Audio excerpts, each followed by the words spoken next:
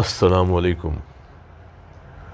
واہ کیا بات ہے امام دین، آج آپ نے کیا روپ نکالا ہے۔ بس ڈاکٹر صاحب، میں خود تو کبھی کوئی روپ نہیں نکالتا۔ آپ جیسے مہربان میرے جو یار دوست ہیں وہ مجھے مجبور کرتے ہیں تحفے اور تحائف دے کر کہ تم پر یہ چیز اچھی لگے گی، یہ تم تحفے میں رکھ لو۔ واہ، آپ جیسا ایک دوست کوٹے سے آیا تھا پچھلے دن، اچھا، اس کی بھی زمین ہے وہ ہمارے گاؤں میں ہی، تو وہ میرے لیے یہ ٹوپی لے کر آیا تھا تحفتاً۔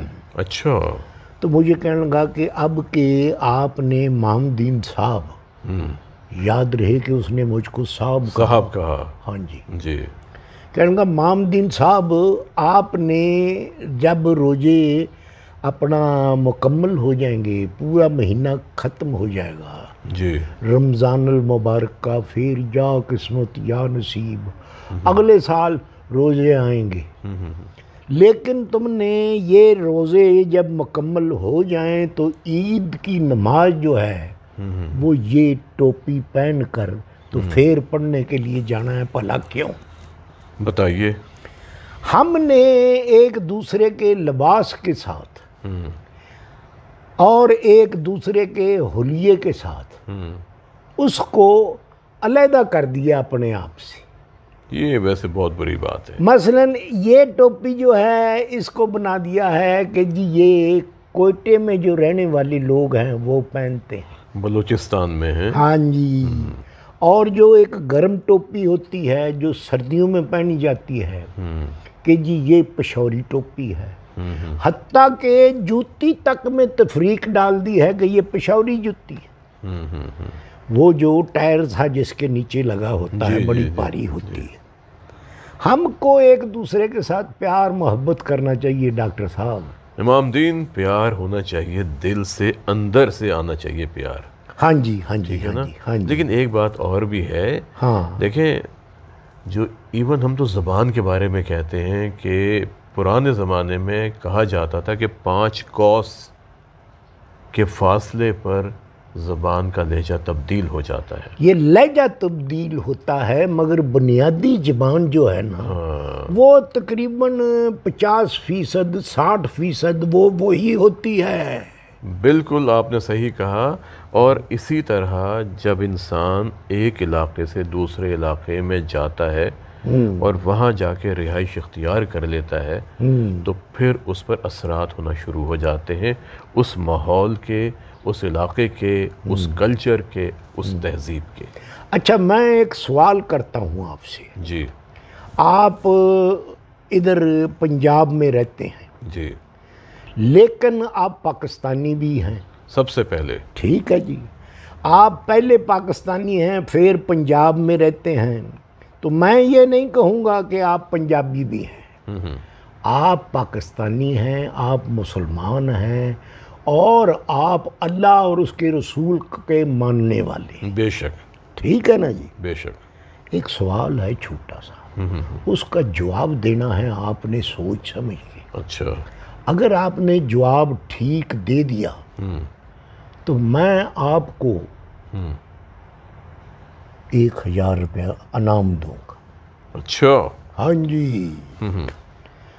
سوال یہ ہے کہ جب کبھی ہم کسی شہر دوسرے میں جاتے ہیں سفر کر کے تو وہاں پہنچ کے سب سے پہلے ہم کو اس شہر کی کون سی چیز کھانی چاہیے؟ سب سے پہلے پیاز کھانی چاہیے۔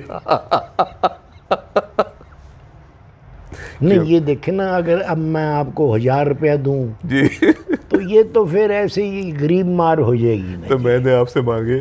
نہیں، میں ویسے بتا رہا ہوں، پہلی چیز تو یہ ہے کہ پیاز تو کھانی چاہیے مگر ہوا بھی کھانی چاہیے۔ امام دین، ہوا کھائی نہیں جاتی، ہوا سانس کے ذریعے اندر جاتی ہے ہمارے پھیپڑوں میں۔ یہ آپ نے ڈاکٹروں والی بات نکال تو دی۔ ظاہر بات ہے، میں نے وہی بات کہنی ہے، آپ نے ہوا کھاتے ہیں تبھی تو پیٹ میں گیسز بنتی ہیں۔ اچھا، کیونکہ لوگوں کی عادت ہوتی ہے جب کھانا کھانے بیٹھتے ہیں ہاں جی، باتیں بھی کرتے رہتے ہیں اور اور ہوا بھی کھاتے رہتے ہیں۔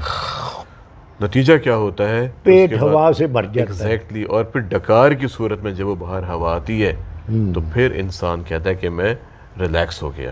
امام دین دیکھیں، ہونا یہ چاہیے کہ جب بھی ہم کھانا کھائیں تو ہمیں خاموشی کے ساتھ کھانا چاہیے اور منہ بند کر کے کھانا چاہیے، آرام سے، اچھی طرح. نہیں جب منہ بند ہو گیا تو کھانا کدھر سے کھائیں گے؟